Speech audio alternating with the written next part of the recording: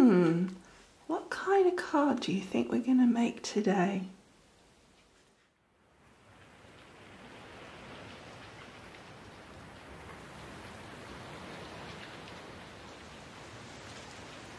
Hi guys, today we're making something a little different, as you probably can gather by the fact that unless I'm making a very strange card using bread and eggs and things, that we are not making anything papercraft.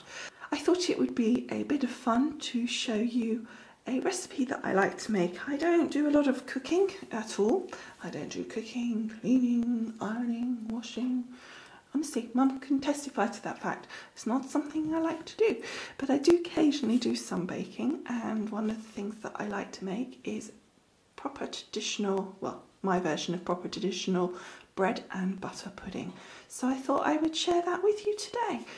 So I've got the ingredients out, so let me just run through what we've got, and it's really kind of not very specific. You just kind of go for it. So we need bread, obviously. You can have fresh bread, although slightly stale bread is better apparently. I personally have not really noticed the difference, so whatever you've got. Some sliced bread, some old fresh bread that you've had that you've got the ends left over, whatever, brown bread, white bread. Personally, I usually use white bread for this, but I don't think it will make any difference. Butter, marmalade if you want, that's optional. Eggs, I use 2 eggs and 1 1/4 to 1 1/2 pints of milk. Again, as I say, it's quite kind of loose in what you actually do. Some fruit, mixed fruit, like or you can have just sultanas on their own if you prefer, and some sugar. I've got some demerara brown sugar here, but also I will be using, I think, a little white sugar as well. So that's what you'll be needing. So let's get going with the actual cooking. Okay, so the first thing I do is that I make my custard for the bread and butter pudding. So as I say, I've got about a pint, pint and a half, somewhere around that region. It really depends on kind of the size of your bowl really, because you want to cover all the bread and butter layers that you make. So just adjust accordingly. So then I'm going to add 2 free-range eggs. We've got an egg man that comes round every week who brings us eggs. So they're absolutely beautifully fresh from the farm. And then just gently mix that up, trying not to spill too much over the edges. I'm just using a little whisk. So it doesn't need too much doing to it, just to break those eggs up until you can see that the yolks have kind of mixed in. And there, that's your custard. Okay, so the next thing I've got is my bread. I'm going to be using 6 slices, but if you've got a bigger family or a bigger dish or whatever, then you can increase that. But obviously don't forget, you may need to increase your liquid portion as well. What we're going to do here is we're going to first of all butter our bread. So I've let the butter soften so that it's nice and easy. Butter right up to the edges. You can kind of do this as thick as you want. I personally don't like it, whoops, too thick butter, because it makes it a little bit greasy otherwise. Now I'm going to add a little of the marmalade, and I've just got normal marmalade with bits in. Okay, so that's our marmalade done, and I'm not doing too thick. I just want a hint of the flavour. I don't want it massively strong. You could do it much thicker if you wanted to and really give it some flavour. Okay, so now I'm just going to cut my bread into triangles, or into tiny little pieces in that case. Again, it doesn't matter, you're just going to be building this up, so it's not hugely important. And then just while I'm doing that, we'll push that to one side. And you could just leave it in halves if you wanted, rather than into quarters if you preferred. probably help if I had a better knife as well, to be honest. It wouldn't be ripping my bread, it would be actually cutting the bread. Okay, and then we're going to get that to one side, and we're going to get a dish, and we're going to start assembling our actual bread and butter pudding. So the first thing we're going to do is start putting down some pieces of our bread, and you want to kind of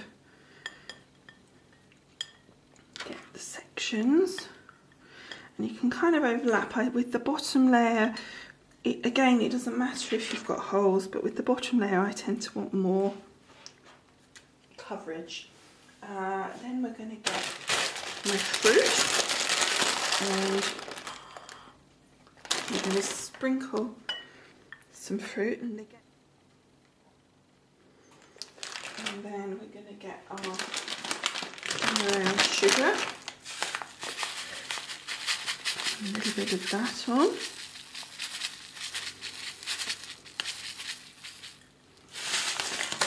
And then the next layer of bread.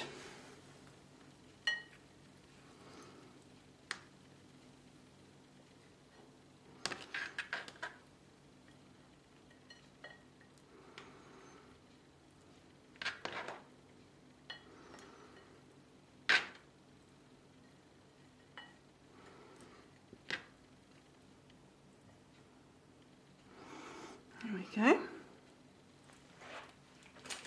And then, I mean, it doesn't look pretty at this point, does it really? Let's be honest. You can make it look prettier. Then we'll add some more of our fruit, some more sugar,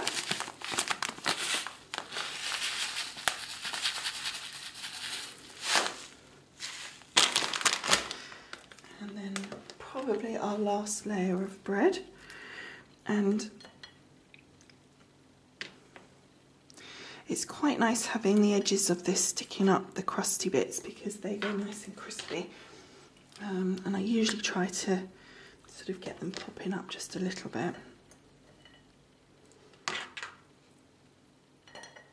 There we go.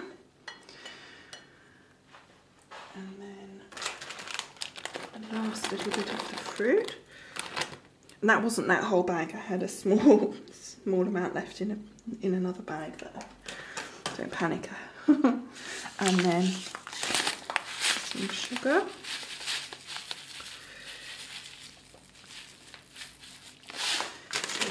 And the next thing, we need some cinnamon, and a little ground cinnamon on the top just to finish, gives a nice flavour. Or you could use nutmeg, I think. I mean, I don't know really. I'm not a cook. I know what I know and what I make, and that's about it. But there we go. And the next thing we need to do with the preparation is just give our custom mix another whisk. Get rid of the whisk, and then very gently, where there's kind of holes, just pour the milk, or I guess it is custard really, and just fill that in, because if you pour over the top to start with, it just won't, it will just flood over if you're not careful. So it's worth just, and then start pouring over the top so that you make sure that you get coverage across all of the pieces of bread. Okay, so now we need to just leave that to sit, minimum kind of 10 minutes, but you'll know because it starts to, well, you can just see how what you're trying to do is wait for the bread to absorb some of this mix, because you don't want to put it in the oven until that's done. So while that's just sitting, I shall clear up. I shall put my oven on, it's a fan assisted oven, so I'm going to put it on at 160 and bring that up to temperature.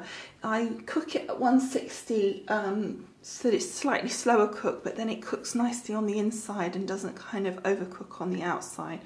What I'll do is say clear that away, put the oven on, let that come up to temperature, then we'll pop that in the oven, and I think it's about 35-40 minutes on average. Again, it depends on the size of your actual bread and butter pudding, exactly what amount of time that you need to cook it for, but you will know because it puffs up like a little mushroom, and it goes all brown and crispy on the top. It looks really, really nice. And what you find, I find anyway, is that after it starts puffing up, you need to give it at least another 5 minutes, because then that just finishes cooking the inside. Okay, so I'm going to clear away, and I'll come back to you when it's all cooked and let you see what it looks like. Okay, so this is all cooked. I actually cooked it at 180. I meant 180 instead of 160 on the fan assisted, and it took about 45 minutes if I'd have done it all on 180, but because I accidentally, without thinking, started at 160, it took a bit longer. But nevertheless, if you'd have done it on 180 from the beginning, I would have said about 45 minutes. So let me bring it out for you to have a look at. There we go.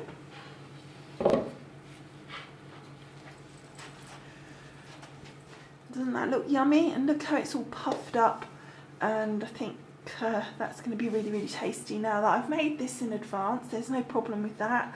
You can eat it cold if you so desire. You could pop it back in the oven for 10 minutes just to puff it back up again, or you can just pop it in the microwave to give it a bit of heat. It's really, really easy and happy to, you know, easy going really. It doesn't mind what you do to it, and you can see already as it's coming out the oven it starts to sink back down, because it's that air in the kind of egg custard, and it's just really gonna be nice and tasty. So let me show you as we cut that open. Okay, so let's just cut a little piece out to show you exactly how it looks. And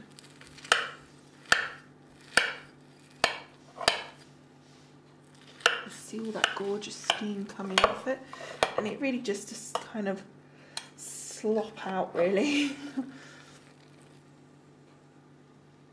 There we go. And you can see all that lovely kind of eggy, look at all the steam coming out, all that lovely eggy custard and sugar and just yumminess. And then you've got all this that you see, you've got the crispiness on the top, and then you've got that lovely, not too close, I'll steam up my lens, just really tasty in the middle there. So we'll just put that in the bowl, and I could just eat that right now. And then I'm going to have that piece there in a minute, let that cool off. That's going to be my little taster. So, not quite probably what you were expecting us to make on our project, but I hope you've enjoyed seeing my bread and butter pudding. And I'd love to know if you try out my recipe. Well, I'm sure it's not my recipe actually, it's just a recipe that I use, and what you think of it. I'll see you again next time with a crafty project. Speak soon, bye!